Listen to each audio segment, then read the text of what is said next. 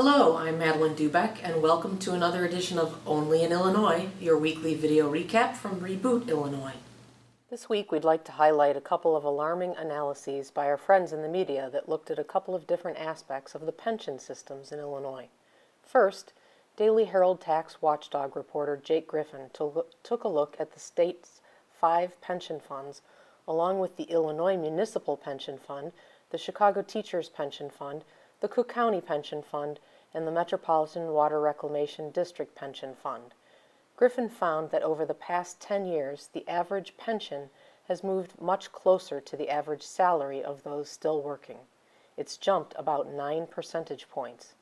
The average pension is $31,674, or 60% of the $55,120 average salary. 10 years ago, the average pension was less than half the average salary. That narrowing gap is due to years of negotiated healthy salary growth, compounded cost of living adjustments, and the combined effect of early retirement incentives. The early retirement effect is something that hasn't been talked about much before. In fact, some people suggest one constitutional way to solve the pension crisis in Illinois would be to lay off all of the current workers, rehire some of them, and maybe put them into a 401k style system like most private workers have. But as the public workforce shrinks, the retired workforce grows, and that becomes a problem for all of us who fund the retirements. It actually could become unsustainable for the state employees' retirement system. In 2013, Griffin reported, the state employee retirement system had 65,050 pensioners, but only 61,545 workers paying into the retirement funds. The number of retirees has increased 36% in the past 9 years. Governments often have incentivized early retirement in order to cut costs in the short term, but the Daily Herald report illustrates that can be a double-edged sword.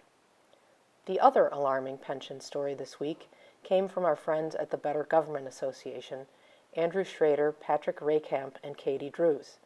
The BGA looked at 217 police and fire pension funds in the Cook County suburbs and found them to be severely underfunded. That's a problem that exists all across Illinois, and many local governments are facing the same problem as the state and the suburbs the BGA examined.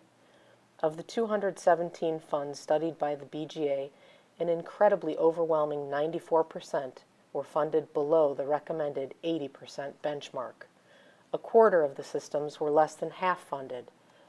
Just as at the state level, the BGA said the local funds are in trouble because of chronic underfunding, the sluggish economy, and in some cases, generous benefits and pension sweeteners. Of particular note, fire funds in Blue Island, Melrose Park, and Cicero have only 32 cents for every dollar owed. Police funds in Blue Island, Burnham, Summit, and Willow Springs each had less than 30 cents for every dollar owed.